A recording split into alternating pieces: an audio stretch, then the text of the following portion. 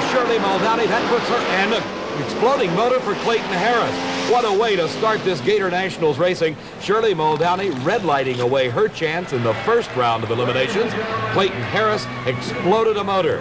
With a red light start, it means that you leave the starting line too early. And you'll see here, Shirley Muldowney just a bit too quick on those starting lights.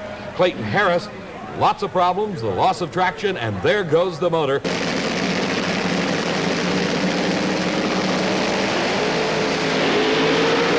Both cars off the line together.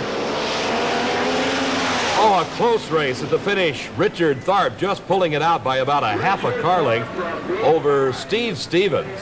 The times, Tharp recording a 6.17 second elapsed time. His speed 241 miles an hour. The losing speed for Steve Stevens, a 6.26 second elapsed time. And here it is in slow motion at the finish.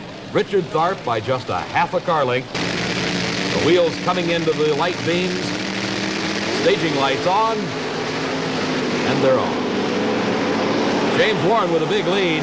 And Grant Stomps from behind. James Warren backing out of it. For some unknown reason, James Warren backed out of it. The times show at 6:26 elapsed time for both cars. The speed for Stomps 218 miles an hour, but only 175 miles an hour for Warren. Let's watch in slow motion.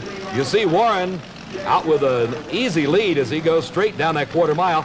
The parachute starts to come out and is fully deployed at the finish line as Gary Beck, now hailing from El Toro, California. Beck with a big hole shot, a big advantage at the starting line.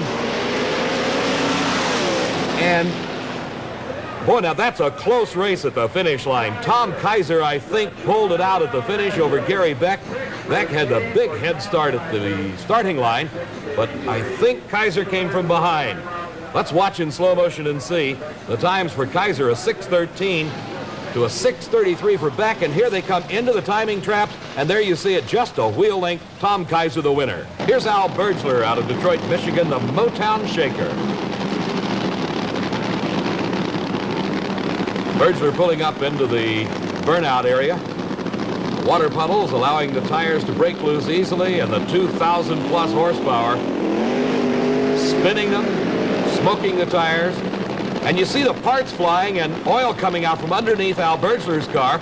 Apparently something going wrong with the motor. Ray Beadle in the Blue Max pulling into the burnout area, and the official saying shut it off as Al Bergler dead on the racetrack. The car, lots of mechanical problems. You can see crew members out kicking off the parts and pieces that came bouncing out from behind it. Here comes Al Bergler's crew now.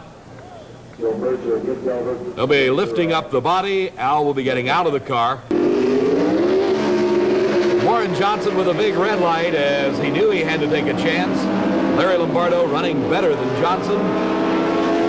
Jonathan Campbell on the red light and lost 8.75 seconds for Lombardo, 156 miles an hour. Wally Booth in the AMC car in the near lane. Frank Iaconio in the Chevrolet in the far lane. The crowd rising to their feet to watch. A close race at the finish, and it's Wally Booth. Wally Booth in the AMC Hornet, 8.82 seconds to a losing 8.87, and you can see what it amounts to. And some problems apparently for Bob Glidden. He is headed down track at the moment. Glidden's brakes apparently failing as he came up to stage after the burnout, and he goes through the quarter mile unable to stage. That means it will be a bye run for Ken Dondero and a tough break for the former world champion Bob Glidden. Dondero leaving the starting line will complete his quarter mile run. 9 seconds flat, his speed 148 miles an hour as he catches up with the slowing Bob Glidden.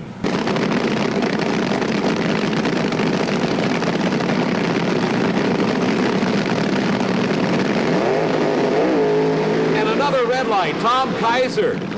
For the second round in a row, Clayton Harris advances through these eliminations as Tom Kaiser red lights, just as Shirley Muldowney did in round number 1.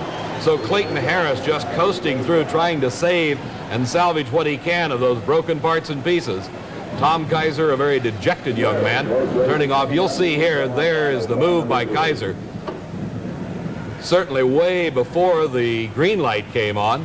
Frank's been down in the pits, and Don Prudhomme, invincible as he may be on the racetrack, is having problems with his health. It seems that Don has got the flu. Roger Lindemood, Color Me Gone. And Don Prudhomme jumping at the start, giving him a red light. Roger Lindemood, and look at the parts come out underneath Roger Lindemood's car. He explodes the motor on what would have been a very easy run for him. The oil smoke indicating a severely damaged engine. Prudhomme with a red light. As we said, he is sick with the flu and having problems, and I'm sure he just lost his concentration. So it's Roger Lindemood into the finals of Funny Car Eliminator, and there is Don Prudhomme holding his head and looking a bit under the weather. Back to the starting line. And it appears that Clayton Harris has shut off his engine. The unbelievable string of red lights by his opponents has finally run out. The severe stress on his engine parts, just a bit too much.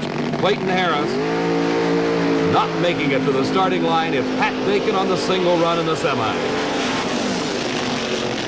6.21 seconds his elapsed time. His speed 223 miles an hour as a dejected Clayton Harris being pushed back into the pits. Pro Stock Eliminator, we told you Wally Booth had trouble on his semifinal run. He was unable to answer the call.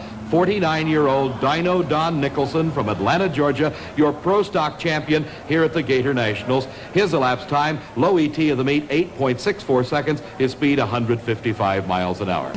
Allowing the racing to end up here in the dusk or the twilight hours. Gordy Bonin on a single run as Roger Lindemood. You saw earlier the parts spewing out behind the car.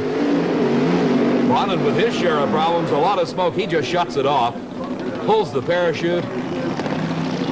The engine shuts down, and Bonin coasts through, your 1977 Gatornationals champion. A tough break for Roger Lindemood. Leaving the starting line together, Dakin beginning to drift across the track. Garlett straight through the quarter mile. 6 seconds flat. His speed, 243 miles an hour for Don Garlett. Here in slow motion, you'll see what happened. Right there, Pat Dakin, just momentarily varying from the straight path down that quarter mile, having to lift, and that was enough to allow Don Garlett to head to the wind. 6 seconds flat.